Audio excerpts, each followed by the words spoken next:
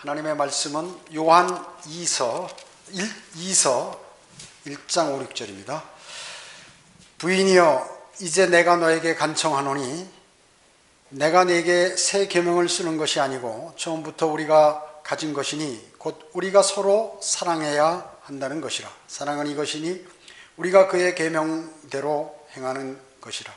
그 계명은 이것이니 너희가 처음부터 들은 바와 같이 너희가 그 사랑 안에 행해야 한다는 것이라. 이 요한 1, 2, 3서는 원래 유대인에게 해당만이 되고 대환란의 교리가 많이 있지만 실질적으로 그리스도인에게 해당되는 영적 교리적으로 해당되는 내용도 많이 있습니다. 오늘 말씀 제목은 주님의 사랑 안에서 행하라 합니다. 주님의 사랑 안에서 행하라 합니다. 요한이서는 사도 요한이 믿음이 신실한 부인과 그녀의 자녀에게 쓴 그러한 편지입니다. 하나님의 말씀대로 즉 진리를 실행하여 미혹받지 않도록 충고하고 있는 그러한 내용인 것입니다. 진리로 대표되는 것이 뭡니까? 사랑이죠. 사랑입니다. 진리를 아는 사람이 사랑을 아는 주님. 그리고 사랑함으로써 사랑 안에서 행함으로 인해 가지고 미혹받을 확률이 적은 것이죠. 주님의 사랑이 내 안에 충만하면 미혹받을 확률이 그만큼 감소된다는 것이죠. 특히 하나님의 말씀 속에서 서로 사랑해야 하며 그 사랑 안에서 행할 것을 당부하고 있는 것입니다.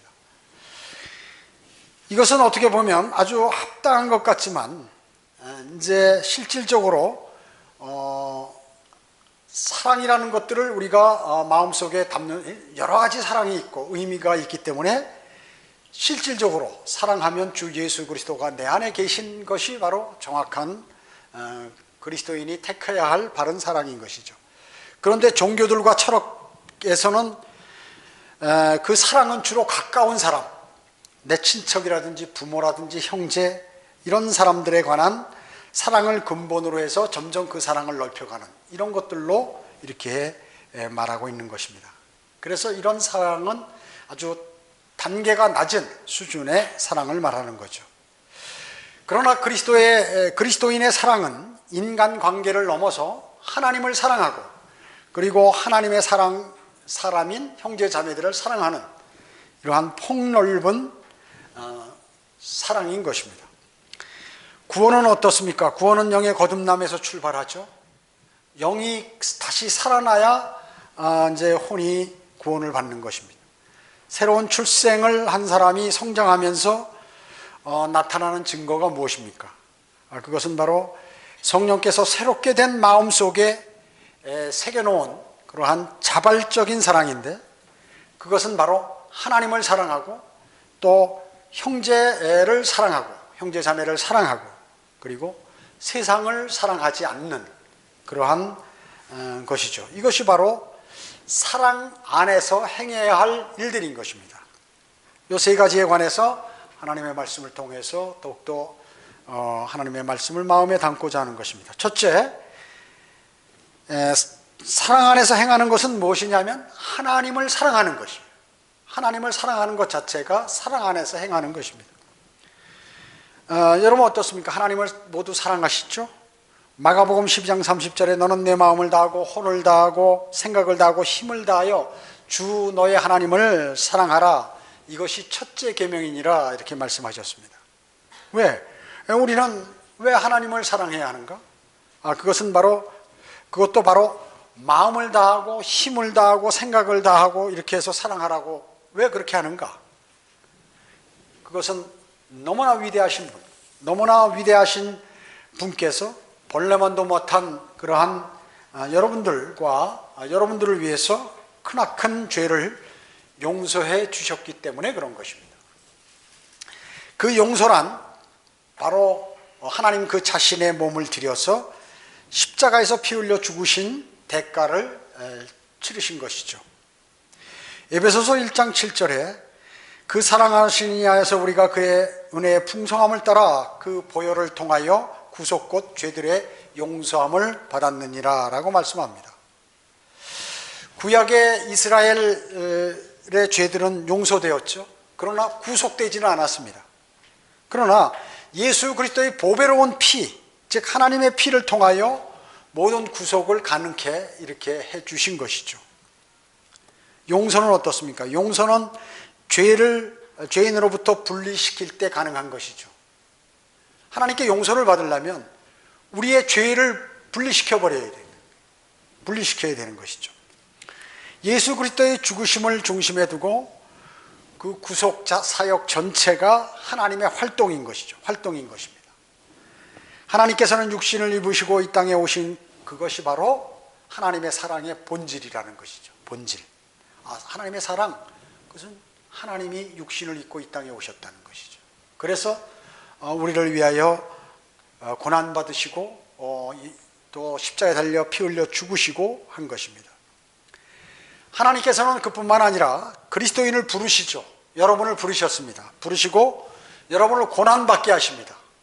그리스도인이 하나님과 가까워지는 것은 그 방법이 고난이거든요. 고난. 그래서 고난을 받게, 걱정, 근심, 어려움 이런 것들을 모두 포함하는 것입니다. 그래서 자신의 사역에, 하나님의 사역에 동참하도록 만드시는 거예요.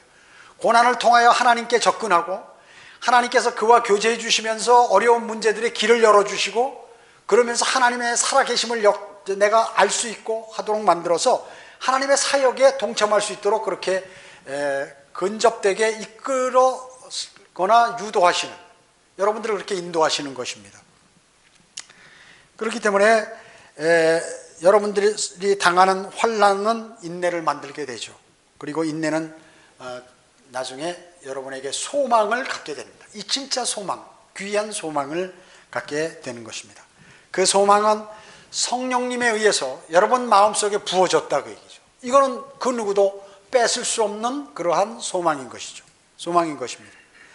하나님의 사랑은 어떤 충격이나 분노에 흔들리지 않습니다.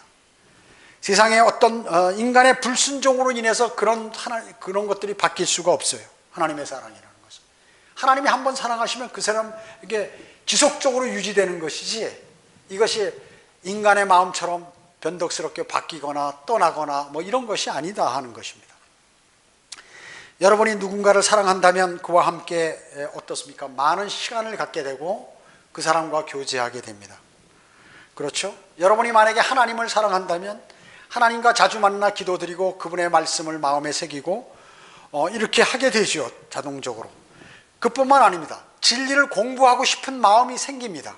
이것은 바로 하나님을 사랑하는 과정 속에 그 사람이 놓여 있다는 것이죠. 그러면서 그 사랑이 점점 커지는 것이죠. 하나님의 말씀을 통하여.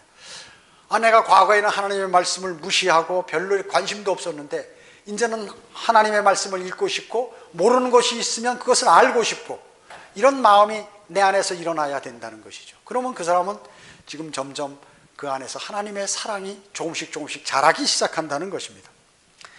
그래서 바로 하나님을 사랑하는 사람은 그분의 말씀을 사랑하게 돼 있다 그 얘기죠. 당연히. 사람도 그렇잖아요. 사랑하게 되면 사랑하는 사람의 말을 듣는 것이고 그 말을 존중하고 그 말을 잊어버리지 않고 이렇게 하죠. 연인들이 연애할 때도 다 기억하잖아요. 다른 사람들은 관심 없는데 사랑하는 사람에게 대해서는 관심이 그렇게 많은 것과 마찬가지로 여러분이 하나님을 진정 사랑하신다면 하나님의 말씀을 사랑하게 되고 그분과 자주 대화하게 되는 것입니다. 하나님을 사랑하는 사람은 마음의 할례를 받은 사람이죠. 마음의 할례. 신구약에서 마음의 할례에 관해서 곳곳에서 말씀하고 있습니다. 특히 구약에는 더 많이 나오게 되죠. 구약에는 6구절이나 나오고 신약에는 1구절밖에 안 나와요. 마음의 할례 혹은 그리스도의 할례. 이런 신약에는 마음의 할례 하나, 그리스도의 할례 이렇게 2개가 나오게 되는데요. 아무튼 성경은 주 너의 하나님께서 내 마음과 내 자손의 마음에 할례를 베푸시어 내 마음을 다하고 내 혼을 다하여 주 너의 하나님을 사랑하게 하시어 너로 살게 하실 것이요. 마음의 할례를 베푸셨다고 하나님께서요. 마찬가지입니다. 로마서 신약 2장 29절에도 내면적 유대인이요 할례는 마음의 할례니 영에 있고 법문에 있지 않은 것이라. 그들의 찬사는 사람에게서가 아니라 하나님에게서니라 이렇게 말씀하고 계시는 것이에요. 마음의 할례가 뭘까요? 영적 할례를 얘기하는 것이죠. 즉 마음의 할례, 또 성경에서 그리스도의 할례, 이것은 바로 영적 할례를 얘기하는 거예요. 할례가 뭐예요? 육신의 포피를 이 혼이 벗어버린 것이래요. 그러니까 히브리서 4장 12절에 있는 것과 마찬가지로 하나님의 말씀은 능력이 있죠. 그래서 양날이 예리하죠. 그래서 하나님의 말씀을 받아들여서 구원받은 그런 그리스도인이 하나님의 말씀의 칼이 육신으로부터 그 혼을 갈라버리는 것이죠. 이것이 마음의 할례요, 영적 할례요, 그리스도의 할례라고 성경은 얘기하는 것입니다. 자, 그래서 하나님을 사랑하면 바로 이 사랑하는 전제 조건이 이 마음의 할례를 받은 사람만이 하나님을 사랑할 수 있다는 것이죠. 성경은 뭐라고 말씀합니까? 나를 사랑하고 나의 계명들을 지키는 자에게는 수천 대까지 자비를 베푸시겠다, 이렇게 말씀하셨습니다. 실제로 수천 대를 얘기하는 것입니다. 영적인 것이 아니라 실제 그렇습니다. 그뿐만 아니라 주께서 자기를 사랑하는 모든 사람들은 보호하시나 악한 자들은 모두 멸하시리로다, 이렇게 해서, 그러니까 주님을 사랑하는 사람은 주님께서 보호하시고 사랑하시고 이렇게 하지만 악을 행하고 주님을 거부하고 하는 사람은 미워하시고 그리고 나중에 벌을 주시고 이렇게 하는 것이 하나님의 방법입니다. 그래서 이 세상의 법도 하나님의 법과 마찬가지로 하나님의 법을 보고 배운 것이죠. 그래서 지금 모든 이 세상에 있는 그 법들 있잖아요. 인간이 만든 법들, 이게 기초는 바로 성경인 것입니다. 성경이요. 그래서 이 사법연수원에서 다 이런 것들을 교육시키는 것이에요. 자, 그래서 사랑하는 사람은 영원토록 영원 무궁토록 자비를 하나님께서 베푸신다는 것입니다. 그것이 바로 하나님 말씀의 핵심이에요. 핵심인 것입니다. 두 번째는 사랑 안에서 행하는 것은 뭐예요? 형제를 사랑하는 것이다. 형제를 사랑하는 것. 이건 너무 많이, 요한 1, 2, 3서에 다 나와 있어요. 이 내용이. 그 요한은 사랑의 제자지요. 사랑의 사도입니다. 사랑의 사도. 그가 요한복음과 요한 1, 2, 3서, 요한계시록을 기록하는 하도록 하나님께서 그렇게 허락하신 것이죠. 마가복음 12장 31절에는 둘째는 이와 같으니 곧 이웃을 내 자신과 같이 사랑하는 것이라 이들보다 더 큰 계명은 없느니라, 이렇게 말씀하셨습니다. 여기서 이웃은 누굽니까? 이스라엘을 1차적으로 얘기하죠. 이스라엘이지만 교리적과 영적으로는 적용하면 그것은 다른 그리스도인이라, 다른 그리스도인. 교리와 영적으로 적용하면. 성경은 어떻습니까? 유대인과 이방인과 하나님 교회로 나눠져 있죠. 말씀하시죠. 고린도전서 10장 32절에서 별도로 대하신다는 것이죠. 유대인은 누굽니까? 유대인은 바로 아브라함과 이삭의 육신적인 후손을 얘기하죠. 아브라함과 이삭과 야곱의 육신적인 후손들이요. 이방인들은 누굽니까? 유대인을 제외한 모든 사람을 얘기하죠. 그리스도인은 누구예요? 하나님의 교회는 유대인이나 이방인이나 모두 예수 그리스도를 영접한 사람을 하나님의 교회라고 하죠. 그리스도인이라고. 자, 이웃을 사랑하니까 세상 교회들은 어떻습니까? 헌금을 내서 이것을 자선 사업에 쓰는 것이. 세상에 있는 모든 사람은 내 이웃이다, 이렇게 해석하는 것이에요. 그래서 가난한 사람을 도와주는 게 뭐 나쁜 일입니까? 좋은 일이지만 그것을 하나님의 헌금으로 교회가 할 일은 아니다 하는 얘기예요. 세계 빈곤 퇴치라든지 이북의 쌀 보내기 운동, 각가지를 이렇게 하는 것이죠. 즉 사회사업가나 국가 정부에서 해야 할 일들을 교회가 그 일을 수행하는 것이, 교회가 할 복음을 전파하는 것이 아니라 복음도 하나님의 은혜의 복음을 정확하게 전파하는 것이 아니라 교인으로 만드는 것, 자기 회원으로 만드는 것을 복음을 전하는 것으로 이렇게 일반 교회에서는 알고 있는 것입니다. 잘못된 것이죠.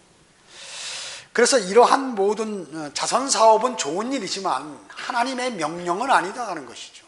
여기서 이웃을 사랑하라고 하는 것은 바로 영적으로 교리적으로 적용하면 거듭난 그리스도인을, 다른 그리스도인을 얘기하는 것입니다. 즉 구원받으신 여러분 마음속에 하나님의 사랑이 들어왔다는 것이죠. 로마서 5장 5절에 소망이 부끄럽지 않은 것은 우리에게 주신 성령에 의하여 하나님의 사랑이 우리 마음속에 부어졌기 때문이라, 이렇게 말씀하고, 부어졌기 때문이라. 여러분이 소망을 가졌다는 그 자체는 그 사람이 거듭난 사람이요, 주님의 오심을 바라는 사람이요, 그것은 주님의 사랑이 그 사람 마음속에 부어진 사람만이 주님의 오심을 기다린다는, 주님을 사랑하지 않는데 주님의 오심을 기다리겠어요? 그렇지 않습니까? 당연하죠.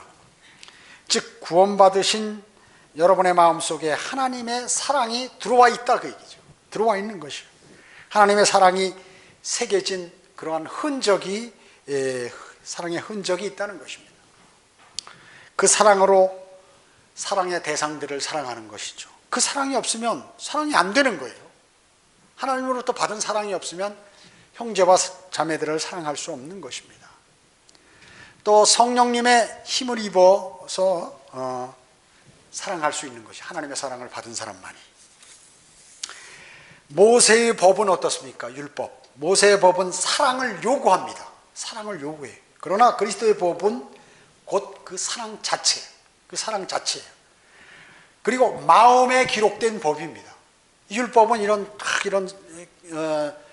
양피지나 이런 데 기록돼 가지고 이렇게 사랑을 요구하지만, 신약의 사랑은 바로 그 사랑 자체요, 마음판에 기록이 딱 돼 있는 완벽한, 지워질 수 없는 그러한 사랑이란 것입니다. 그렇기 때문에 여러분은 형제 자매들에게 나눠줄 수 있는 그러한 사랑을 갖고 있다는 것입니다. 사랑할 수 없는 사람까지도 그래서 사랑할 수 있는 것이에요. 주님이 그렇잖아요. 주님이 만약에 우리를 사랑하지 않았다면, 여러분을 사랑하지 않았다면 십자가에 달릴 이유가 없겠죠. 사랑하셨기 때문에 십자가에 달리신 것이죠. 그러한 하나님의 사랑이 부어졌기 때문에 환난과 고통에 처해도 인내할 수 있다는 것이죠. 인내할 수 있는 것입니다. 그리고 연단을 쌓게 되고 나중에 소망이 이루어지기를 기다릴 수 있다는 것이죠. 그뿐만 아니라 더욱더 큰 소망인 예수 그리스도의 재림을 소망하게 되는 것입니다. 그래서 예수 그리스도의 재림의 소망이 내 마음에 생기지 않는다는 것은 그 뒤에 것들이 돼 있지 않다는 것이기 때문에 다시 한번 자신을 돌아봐야 하는 것이에요. 사랑의 실천은 어떻습니까? 진리 안에서 행하는 것이죠. 사랑의 실천은 아무렇게나 일반 제도권 교회에서 하는 것처럼 돌아다니면서 밥 퍼주고 온갖 짓을 다 하는 그런 것이 아니라 바로 진리 안에서 행하는 것입니다. 진리를 행한다고 하면서 사랑치 않는 사람은 거짓말이죠. 거짓말인 것입니다. 대부분 사람들은 어떻습니까? 지식적으로 말로만 사랑합니다. 실질적으로 말로만 사랑하는 것이에요.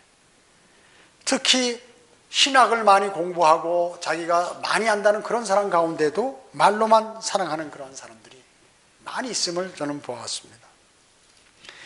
잠언 10장 12절에 미움은 다툼을 일으키나 사랑은 모든 죄들을 덮어주느니라. 우리는 설교 시간에 이 구절을 많이 들었죠. 많이 들었습니다. 멸망으로 가는 사람은 주 예수 그리스도를 영접해야 되는 것이죠. 죄를 제거해요. 그가 정말 주님의 모든 사랑, 주님의 사랑은 모든 죄들을, 허다한 죄들을 덮어주기 때문에 세상 모든 사람들이 죄를 지었지만 예수 그리스도를 영접하면 거듭나게 되는 것입니다. 하나님께서. 그래서 모든 죄들을 덮어주시는, 용서해 주시는 것입니다. 그뿐만 아니에요. 구원받은 그리스도인도 그렇게 한다는 것이, 자백하면 사랑으로 또 자비로 너그러이 그 죄들을 주님은 용서해 주신다는 것이죠. 그래서 사랑은 모든 죄들을 덮어준다고 잠언 10장 12절에서 말씀하고 있는 것입니다. 사랑은 허물들을 뒤로 하고 용서하는 것이죠. 사랑 자체가 용서예요. 용서가 없는 사랑은 사랑이 아니다, 그 얘기죠. 그래서 진정한 사랑은 뭐예요? 젊은이들이 사랑하면 말이죠, 눈이 먼다고 얘기하죠. 눈꺼풀이 씌어서 다른 사람은 저 사람이 별로 안 좋은데 그 사람은 그냥 좋다는 거예요. 부모가 아무리 거절해도 필요 없어요. 필요 없어. 차라리 사랑을 끊으려면 나를 죽여라. 나는 자살하겠다. 이렇게 나와요, 부모에게 요즘에. 그렇기 때문에 사랑은 눈 모르는 것이에요. 여러분이 주님을 사랑하면 여러분 다른 거 안 보이는 거예요. 주님만 보이지. 눈 먼 것입니다. 그래서 그 사람은 주님만 얘기하는 거예요. 주님만 전하는 것입니다. 여러분이 주님을 사랑한다는 것은. 진정한 사랑은 모두 보고 모두 알지만 그럼에도 불구하고 사랑하는 것입니다. 죄들을 용서하시고 잊어버리시는 바로 그 하나님께서 죄인의 본성을 정확히 아시면서도 그 죄인을 대신해서 갈보리에서 십자가에 달려 죽으실 만한 큰 사랑이라고 얘기죠. 인간이 보기에 하나님께서 인간의 속성에 대해서 너무 잘 아시잖아요. 저 인간을 보고 내가 죽어봐야 소용없다는 걸 아셔요. 그렇다고 나를 믿어줄 것도 아니고 나를 신뢰할 것도 아니고 나를 사랑할 것도 아닌데 그 인간들을 위해서 죽어주신다는 거예요. 이게 대단한 사랑 아닙니까? 그것이요. 그러한 하나님의 사랑이 여러분의 마음속에 부어졌다고 말씀하고 계시는 것입니다. 그뿐만 아니라 신약 베드로전서 4장 8절에서도 무엇보다도 뜨겁게 사랑하라. 이는 사랑이 허다한 죄들을 덮기 때문이라 이렇게 말씀하고 계시는 것입니다. 여러분의 형제 자매의 죄들을 얼마나 덮어주십니까? 죄는 여러분을 용서할 수 없죠. 용서할 수 없습니다. 죄는 하나님만이, 여러분이 다른 형제 자매들의 죄를 용서해 준다? 여러분이 용서할 자격이 없다 그 얘기예요. 왜냐? 죄는 하나님만이 용서하실 수 있기 때문에 그렇습니다. 권한이 없어요, 인간에게는. 죄는 죄인과 하나님과의 해결할 문제이지 여러분이 그 죄를 들춰낸다고 해서 그 용서되는 것이 아니에요. 다만 그것을 하나님께 맡기는 것입니다. 맡겨두면 되는 것이에요. 다만 여러분이 형제를 사랑한다면 형제들의 죄들을 너그러이 눈 감아주고 그를 위해서 기도하고 그 죄들을 들먹거리지 않고 상가하는 것이 좋다는 것이 그 뜻인 것입니다. 그리고 주님께 맡기는 거예요. 용서는 주님께서 알아서 하시는 것이에요. 알아서 하시는 것입니다. 하나님의 사랑을 소유하신 여러분은 허다한 죄들을 용서하는 것이 아니라 그 죄를 그냥 잠시 덮어주는 것이고 주님께 맡기는 것입니다. 그러나 하나님께 대적하는 것과는 다른 차원이죠. 만약 그 사람이 하나님을 대적한다고 그러면 그 의미가 없는 것이죠. 하나님의 대적자들을 여러분이 멋대로 용서해 주어서는 안 되는 것입니다. 안 되는 것이에요. 사도 바울이 고린도 교회 성도들이 잘못을 저질렀을 때 그가 잘 지도해 줌으로써 교회를 세우려고 하는 그러한 노력, 여러분은 성경을 통해서 보셨을 것이에요. 고린도 교회가 대단히 아주 혼란했죠. 대단히 혼란해요. 거기 아주 죄 지은 사람도 득실득실 됐습니다. 그리고 바울을 많이 욕하고 말이죠. 이런 일들이 있었지만 그 교회를 바로 세우기 위해서 많은 진리를 고린도 전서와 후서에서 그 고린도 성도들에게 얘기한 것이에요. 하나님의 말씀을 통하여. 그래서 많은 진리가 거기에 내포되어 있습니다. 그래서 실족한 형제가 다시 걸려넘지 않도록 주님의 영으로 그것을 바로 세워주는 그런 것들을 볼 수가 있는 것이죠. 요셉이 어떻습니까? 자신을 죽이려고 하고 팔아먹은 그러한 형제들 있잖아요. 자기 형들이죠. 형들의 죄를 용서해 준 것 같은 용서하는 마음으로 형제 자매들을 그렇게 해야 된다는 것이죠. 또 선한 사마리아인 여러분 아시죠? 강도 만난 사람을 위해서 해주었던 그 사마리아인의 행동, 용서를 구하는 자매에게 동정과 격려를 줌으로써 죄의 후유증이 많다고요. 사람이 죄를 지으면 죄의 타격을 받게 되죠. 그러면 그 죄를 지은 사람은 엄청나게 고생하고 있는 거예요. 후유증이 대단하거든요. 그래서 나중에 실족하게 되는 것이에요. 그것을 적게 해주는 것이고 또 그를 위해서 기도하는 것이죠. 사랑은 언제나 이 세상의 죄로 말미암아 그리스도인에게 생긴 흉터를 덮어주려고 애쓰는 것입니다.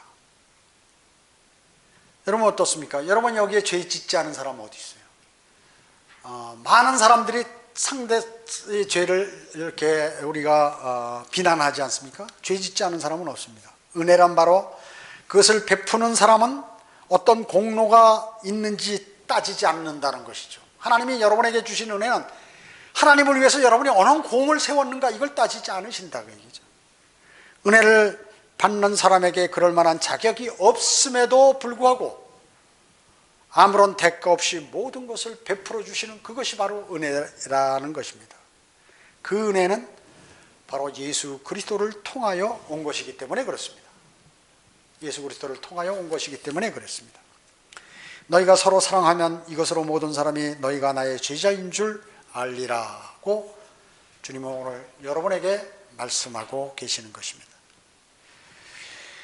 여러분이 구원받은 이후에 주님을 위해서 행했던 모든 일에 대한 그 일들이 있잖아요. 그 일의 질이 어떤가, 그 다음에 그 일의 정도가 어떤가에 따라서 여러분은 상을 받을 것이기 때문에 중요한 것입니다.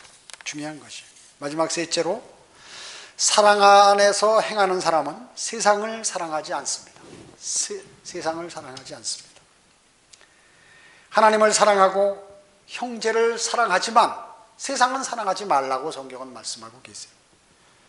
세상에 있는 것들도 사랑하지 말라. 누구든지 세상을 사랑하면 아버지를 사랑함이 그 안에 있지 않냐니.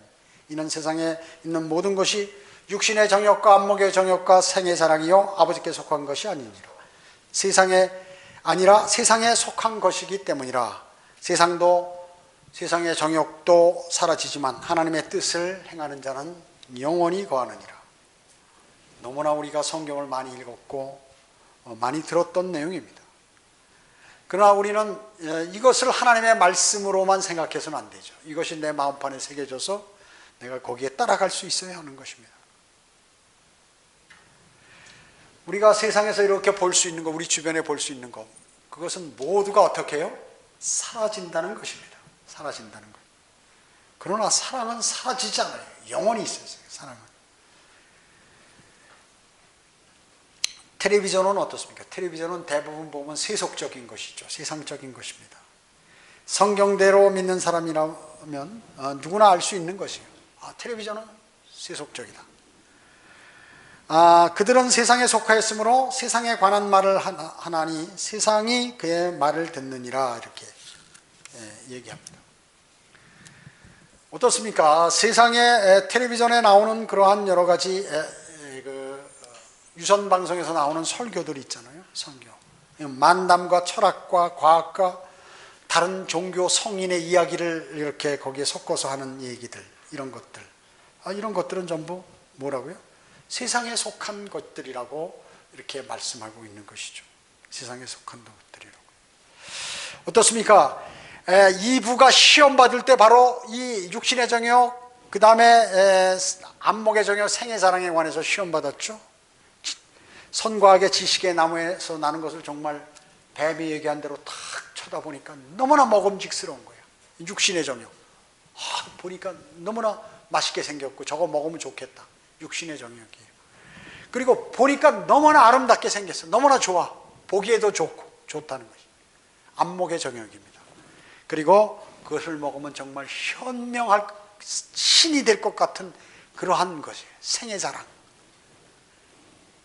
그래서 지금 신약에 나와 있는 이런 모든 것들은 창세기 최초의 인간들이 지은 죄와 동일하다 그 얘기죠. 그뿐만 아니에요. 마귀는 똑같은 방법으로 예수 그리스도께서 이제 공생활을 시작하실 때 40일 금식 기도하시고 성령님의 인도하심을 따라서 광야로 나오니까 마귀가 쫙 달라붙어 가지고 이 세 가지를 이렇게 시험했죠. 예수님이 배고프니까 돌들에게 명하여 빵을 만들어 보라고. 너 하나님이잖아. 너 다 할 수 있잖아. 한번 돌한테 명해서 빵이 되라. 그거 먹으면 되잖아. 그렇게 시험하는 것입니다. 육신의 정욕 가지고. 예수님께 또 높은 데 가서 세상 나라들과 모든 것들을 다 보여주고 나에게 경배하면 내가 이거 주겠다고 말이죠. 이렇게 얘기하지 않습니까? 또 생의 사랑, 높은 곳에서 한번 뛰어내려봐라. 하나님께서 천사를 보내서 너 발이 땅에 닿지 않도록 너를 이렇게 받을 거라고 말이죠.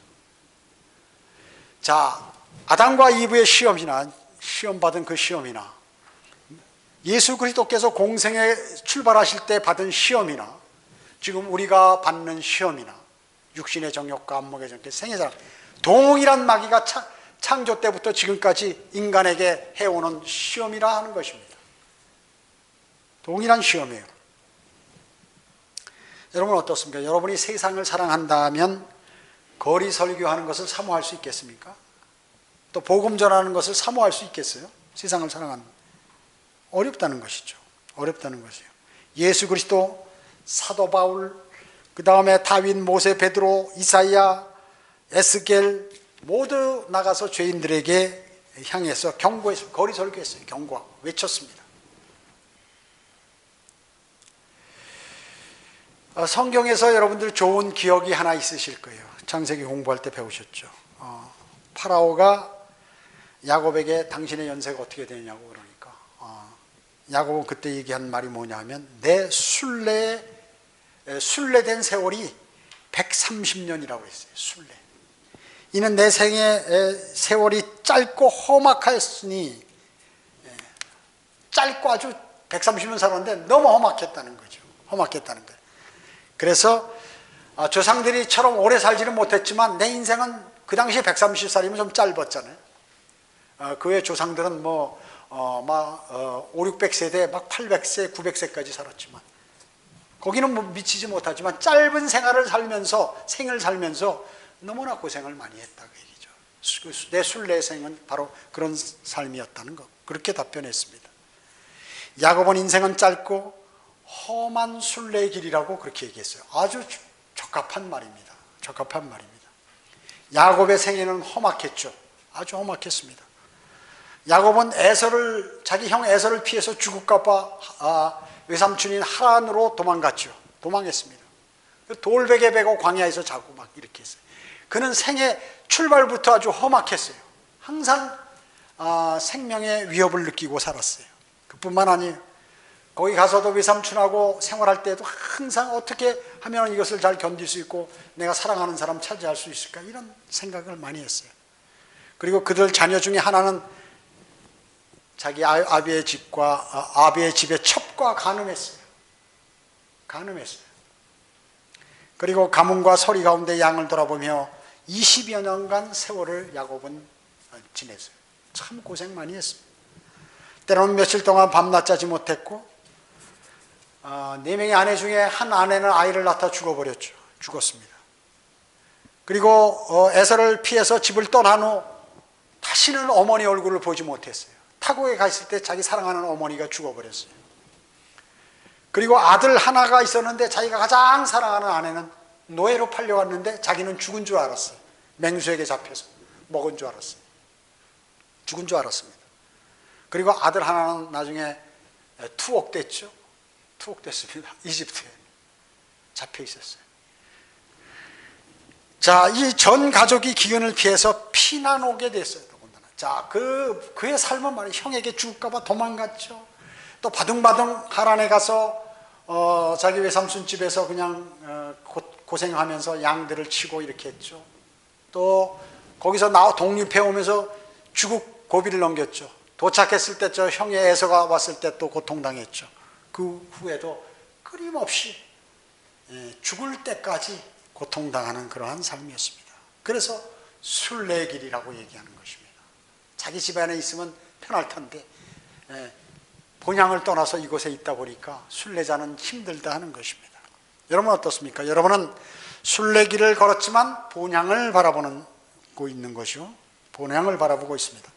하나님의 사랑이 있는 사람은 바로 이 나그네요 순례자의 삶을 잠시 사는 것입니다. 사는 것이에요. 여러분의 본향은 하늘나라. 그리스도의 심판석을 여러분을 기억하고 여러분은 그리스도의 심판석을 기억하는 것이 가장 중요하게 여깁니다. 그리고 멸망과 유업을 기다리는 삶을 살고 있죠. 그 삶을 만약에 그리스도인이면서 멸망과 유업을 받는 그 그리스도의 심판석을 생각하지 않고 산다고 하면 그 사람은 많은 손해를 보는 사람입니다.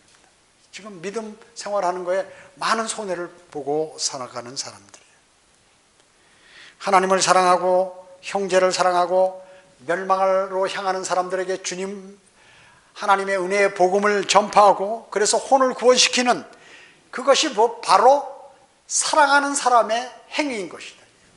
사랑을 행하는 사람.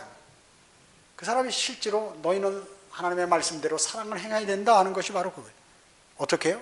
하나님을 사랑하고 하나님의 사람들인 다른 형제 자매들을 사랑하고 또 멸망을 향하는 사람들에게 하나님의 사랑을 전파하고 하는 이것이 사랑을 행하는 사람들이다. 여러분 얼마나 사랑을 행하셨어요?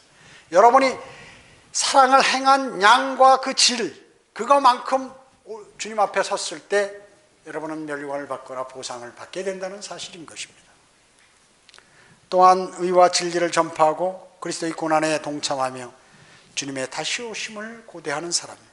그러한 사람이 하나님의 사랑 안에서 바로 행하는 사람인 것입니다.